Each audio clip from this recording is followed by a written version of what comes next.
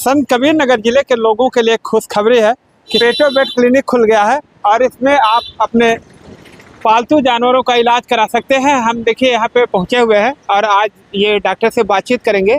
इसके जो डॉक्टर हैं, सर्जन हैं, इनसे बातचीत करेंगे और ले चलेंगे सीधे इनके दुकान में। ये जो यहाँ पे अपनी ऑफिस डाल रखे हैं, क्या है, कब खोले हैं और कैसे क्या किया इन्होंने, तो हम इनसे बातचीत करेंगे। सबसे पहले इनका नाम जानेंगे। क्या नाम है आपका? नमस्कार, मेरा नाम डॉक्टर युवराज चौरसिया है। युवराज जी, ये बताइए, जो आपने पेट क्लिनिक खोला है, इसको खोले जाने का उद्देश्य क्या है? हाँ जी, दरअसल जैसा कि मैंने अपना परिचय में आपको पहले बता दूं, मेरा नाम डॉक्टर युवराज चौरसिया है और मैं एक पशु चिकित्सक हूँ। BSc एंड HVC कर्नाटका से हमने डिग्री कंप्लीट की है अपनी। तो यहाँ खोलने का मेरा मेन उद्देश्य ये था कि जितने भी जानवर हैं, केवल कुत्ते बिल्ली ही नहीं, चाहे गाय हो, भैंस हो, बकरी हो, किसी को भी कई बार ऐसा होता है कि असुविधा कारण उनकी जान चली जाती है। तो जितने भी पालतू जानवर, सारे चाहे वो पालतू जानवर या घर गांव में जो गाय भैंस हैं, जो जितने भी लाइव स्टॉक के लिए, जो आप जैसे आपने दूध के लिए जो प्रयोग करते हैं घरों में, जितने किसान भाई हैं, उन सब के लिए जो है मैं यहाँ पे खोल रखा हूँ। किसी को भी किसी भी तरह कोई परामर्श, किसी भी तरह कोई सर्जरी या किसी भी तरह कोई दवा, अगर आपको आपके घर पे कोई अगर जाता है, आपको लगता है कि आपको चीज़ें नहीं समझ में आ रही हैं, तो आप परामर्श के लिए एक बार ज़रूर मुझसे बात करें। और किसी भी जानकारी के अभाव में किसी भी आपके पशु के या किसी कुत्ते बिल्ली की जान ना जाए, तो अगर कभी भी आपको कोई समस्या हो तो आप हमसे एक बार ज़रूर आके मिले। डॉक्टर साहब, देखा जाए तो क्या इसके पहले भी आप कहीं काम किए हैं? हाँ जी, हाँ, मैं इसके पहले मुंबई में था और मैंने कई जगहों में, कई संस्थानों में भी काम किया है। इसके जैसे इन डिफेंस ऑफ एनिमल करके एक संस्था थी मुंबई में, वहाँ पे मैं वेटनरी ओपीडी डॉक्टर था। उसके बाद जेन स्मिथ एनिमल वेलफेयर ट्रस्ट में वेटनरी सर्जन था। उसके बाद फिर पॉज एनिमल वेलफेयर में वेटनरी सर्जन था। उसके बाद फिर उत्कर्ष एनिमल फाउंडेशन में वेटनरी सर्जन था। तो वहाँ पे काफ़ी लंबा 5 साल का एक्सपीरियंस रहा मुझे। अब चूँकि मेरा घर है यहाँ पे, मैं पैदा हुआ यहाँ पे, पला बड़ा यहाँ से, पढ़ लिख के बाहर गया, सीखा, तो अब मुझे लगता है कि अब समय आ गया है यहाँ के लोगों की सेवा करना, यहाँ के लोगों के जानवर को ऐसे सही तरीके से उनकी सेवा करना, जिससे कि आने वाले जो बीमारियाँ उनसे उनका बचाव किया जा सके और बिना किसी कारण के उनकी मृत्यु हो रही है तो उससे हम बचें और सही उनको निर्देश दिया जाए, जिससे कि आने वाले जो उनको प्रॉब्लम्स है वो कम हो। देखा जा रहा था कि पशुपालकों के साथ ही ये जो जानवर प्रेमी है, जैसे कुत्ते बिल्लियाँ हैं, इनको लोग पालते थे, तो इलाज कराने के लिए लोगों को गोरखपुर या बस्ती जाना पड़ता था। तो ऐसे में क्या इन लोगों का यहाँ पे इलाज हो सकता है? बिल्कुल बिल्कुल।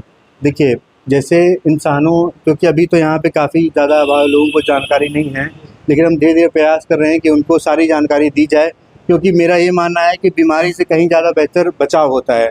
और बहुत सारी ऐसी चीज़ें जो हमें कुत्तों को नहीं खिलानी चाहिए, बिल्लियों को नहीं खिलानी चाहिए। यहाँ तक कि कई सारी ऐसी दवाइयाँ हैं जो हम कुत्तों को दे सकते हैं, भैंसों को दे सकते हैं, लेकिन बिल्लियों को बिल्कुल नहीं दे सकते हैं।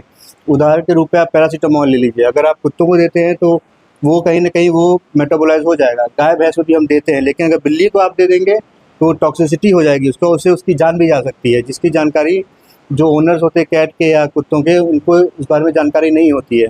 तो मेरा ये मानना है कि किसी भी बीमारी को आने ही ना दिया जाए, बचाव पहले बता दिया जाए। पहले से बचाव कर लिया जाएगा तो बीमारी आएगी नहीं, तो जानवर की जान नहीं जाएगी। जान नहीं जाएगी, बिल्कुल बिल्कुल। अच्छा, देखा जाए डॉक्टर साहब, गर्मी का मौसम चल रहा है, ऐसे में जानवरों के बचाव के लिए क्या उपाय हैं? देखिए, इस समय तो सबसे ज़्यादा प्रॉब्लम्स हीट, उसको बीमारी को बोला जाता है हीट स्ट्रोक, क्योंकि जब बहुत तेज हवाएं चलती है, क्योंकि आपको ये सबको पता है कि हम जैसे हम इंसान हैं, चाहे वो गाय है, भैंस है, कुत्ता है, कोई भी है, उसके अंदर का जो टेम्परेचर है वो हमेशा एक फिक्स होता है, जिसको हम होम्योथर्मल भी कहते हैं इंग्लिश में। अगर उसमें थोड़ा भी बदलाव होता है तो उसका अर्थ ये, या तो उसको कोई इन्फेक्शन है, या तो कोई कमी है, या कोई ना कोई उसके शरीर में दिक्कत है। तो उसके शरीर के टेम्परेचर को मेंटेन करने के लिए हमें 2-3 बातों का आम तौर पे ध्यान देना होता है। जैसे आप मान लीजिए इंसान ही, हम पंखा चला के अपनी बॉडी को टेम्परेचर मेंटेन कर लेते हैं, वैसे ही जहाँ भी आपने गाय भैंस को अगर आप रख रहे हैं तो वहाँ पे प्रॉपर वेंटिलेशन रखें, छाँव रखें, उसको ज़्यादा देर तक धूप में खड़ा ना रखें।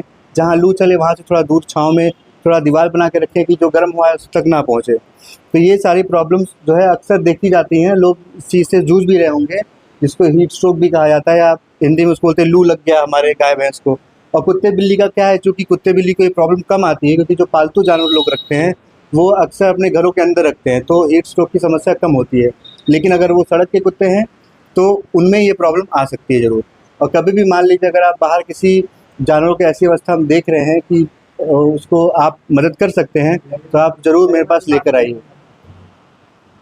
देखा जाता है बहुत सारे ऐसे पशुपालक हैं जो पशुओं को पालते तो हैं, लेकिन उनके पशुओं की असमय मौत हो जाती है और लोग जान नहीं पाते हैं। हाँ हाँ, ठीक ठीक, ये इसका भी एक बहुत बढ़िया आपने सवाल पूछा है। इसको मैनेजमेंटल प्रैक्टिस बोलते हैं इंग्लिश में। मतलब उनको कैसे क्या खिलाया जाए, क्योंकि यहाँ तक कि जैसे दो हिस्सा होता है गाय भैंसों को जो भी खिलाते हैं, एक तो चारा होता है, एक भूसा होता है, तो उसका भी एक सही मात्रा होता है। अगर आप चारा ज़्यादा खिलाएंगे तब भी ब्लोट, अर्थात उसको हिंदी में बोलते हैं गैस, अफारा बन जाता है। अगर आप कंसनट्रेट ज़्यादा खिलाएंगे, मतलब जो खली वगैरह खिलाएंगे, जो बरसीम वगैरह ज़्यादा खिलाएंगे, तो उससे भी अफारा बढ़ जाएगा। और उसके अलावा भी बहुत सारी, जैसे कार्बोहाइड्रेट ज़्यादा खिलाएंगे तो अलग इंडिकेशन हो जाएगा, अगर आप प्रोटीन ज़्यादा खिलाएंगे तो अलग इंडिकेशन हो जाएगा। तो इन सब चीज़ों का बस तोड़ ये है कि मैनेजमेंटल प्रैक्टिस पहले से ही बचाव के बारे में किसान भाइयों को ये बताया जाए, कैसे आप क्या खिलाइए कि अफारा बनने की जो प्रोबेबिलिटी है वो कम हो जाए, क्योंकि सबसे ज़्यादा मौतें अफारा का इलाज न होने पाने की वजह से भी हो जाती है। और इसके साथ साथ एक और बात बड़ा ध्यान देने वाली है, आपको फोन से कोई संपर्क करना चाहे तो कौन सा आपका कांटेक्ट नंबर है जिससे आप संपर्क में जा सकते हैं? ठीक है, देखिए जो मेरा कॉन्टैक्ट नंबर है वो 6360543607 है। बाकी मेरे कार्ड्स भी हैं, मैं आपको ये कार्ड अपना दे दूंगा, और किसी को कोई भी समस्या हो आप मुझे जरूर आप अपने क्लिनिक के साथ क्या होम डिलीवरी की भी सुविधा उपलब्ध करते हैं, घरों पे लोगों के जाते हैं? अभी तो देखिए, अभी तो अगर आप कोई ऐसी परिस्थिति बनती है जब कंडीशन, देखिए पशुपालक हैं तो पशु को लेकर के आपके क्लिनिक पे आ नहीं सकते हैं, ऐसे में अगर उन्हें कोई समस्या उत्पन्न होती है, अगर कोई ऐसी समस्या है और क्रिटिकल है, तो मैं ज़रूर वहाँ पे जाऊँगा और उसका इलाज जरूर करूँगा और सही सलाह जरूर दूंगा। अगर देखा जाए आपकी क्लिनिक जहाँ पे है, किस एड्रेस पे है, मान लीजिए आपसे लोग संपर्क करना चाहते हैं तो कैसे आए आपके पास? ठीक, हमारी क्लिनिक जो है, जब ये गोरखपुर रोड है, मैं जस्ट सामने एक सदर आयुर्वेदिक अस्पताल है, उसके जस्ट सामने ही है। इस मोहल्ले का नाम हम लोग जो है विद्यानगर कहते हैं, विद्यानगर, गोरखपुर रोड। और आयुर्वेदिक सब्जी मंडी जो है, पुरानी सब्जी मंडी से आगे जो रोड निकलता है बरदहिया होकर के गोरखपुर जाता है, हाँ, जो गोरखपुर जाता है उसी रोड पे ही आपको मिलेगा। कल्पित से पहले ही, ये मान लीजिए 100 मीटर पहले ही आपको आयुर्वेदिक अस्पताल मिलेगा, उसके जस्ट सामने, और उस मोहल्ले का नाम विद्यानगर है। अच्छा, अगर पशुपालकों से आपको कोई राय लेनी हो या कोई जानकारी लेनी हो तो क्या फोन से जानकारी? बिल्कुल बिल्कुल, बस एक समय रात के 9 बजे के पहले आप फ़ोन करिएगा। अगर कंडीशन बहुत क्रिटिकल है, आपको लगता है कि अब कोई और नहीं सुन रहा है, तब आप मुझे किसी भी समय कॉल कर सकते हैं। लेकिन अगर आपको कोई जानकारी चाहिए, कोई ऐसी इमरजेंसी परिस्थिति नहीं है, तो आप मुझे 9 बजे के पहले फ़ोन करिएगा। चलते चलते हम ये चाहते हैं, पशुपालकों से क्या कहना चाहते हैं आप, या जो जानवर प्रेमी हैं उनसे क्या कहना चाहते हैं, क्या अपील करना चाहते हैं? ठीक है, मेरे किसान भाइयों और जो भी पशुपालक हैं, कुत्ते बिल्ली के ओनर्स हैं, उनको बस मैं ये कहना चाहता हूँ कि अगर आप कोई भी जानवर पाल रहे हैं और उसका कोई भी इलाज कोई भी कर रहा है, तो आपको ये बात ज़रूर संज्ञान में होनी चाहिए कि उसका क्या इलाज हो रहा है और ऐसी कौन सी परिस्थिति बनी है जिस वजह से उसको ये दिक्कत आई है, जिससे कि आगे आने वाले समय में आपके साथ भी वो दिक्कत ना हो, और आपके साथी हैं, जो आपके मोहल्ले में रहते हैं, जो जानवर पाल के रखे हैं, उनको भी ये दिक्कत ना हो।